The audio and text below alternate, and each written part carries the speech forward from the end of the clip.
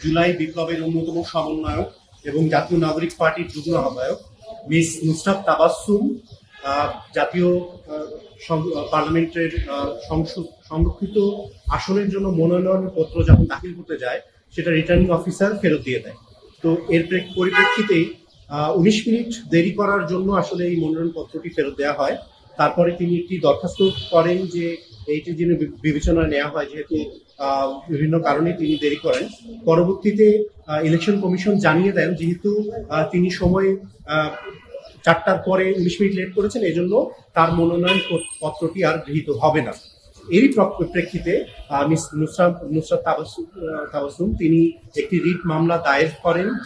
আজকে সেটি মাননীয় বিচারপতি আহমেদ সোহেল এবং জনাব মাননীয় বিচারপতি ফাতেমা আনোয়ারের কোর্টে শুনানি হয়। শুনানি শেষে মাননীয় আদালত সিদ্ধান্ত দেন যে এই বিষয়ে একটি রুল জারি করেন এবং একই সাথে একটি ডিরেকশন দেন।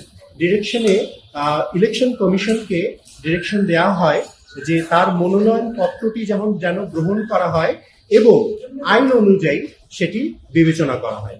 আমাদের বেসিক্যালি যে আর্গুমেন্টটা ছিল, যে আইনটি আছে 2004 সালে, এই আইনের 6 ধারায় টাইমের কথা উল্লেখ নেই, এখানে নির্দিষ্ট দিনের কথা উল্লেখ আছে। আমাদের আর্গুমেন্টটা এটিই ছিল যে আমরা নির্দিষ্ট দিনে মনোনয়ন পত্র দাখিল করেছি এবং 4টার আগেই আমাদের প্রতিনিধি সেখানে উপস্থিত ছিল। এছাড়াও এখানে আরেকটি বিষয় ছিল যে সময়ের বিষয়টা, এখানে যেহেতু লিবারেলি এর আগে অনেকবারই আদালত গ্রহণ করেছে, আমরা জানি অন্য এক মাননীয় আদালতের বিভিন্ন বেঞ্চ বিভিন্ন সময়ে এ বিষয়ে সিদ্ধান্ত দিয়েছেন এবং বিগত যে জাতীয় ইলেকশন হলো সেখানেও কয়েকজন প্রার্থী 5 মিনিট বা কিছু সময় পরে তারা মনোনয়নপত্র দাখিল করেছে, কিন্তু আদালতের আদেশে পরবর্তীতে মনোনয়ন পত্রটি গ্রহণ করা হয়েছে এবং সেটি বাছাই করা হয়েছে।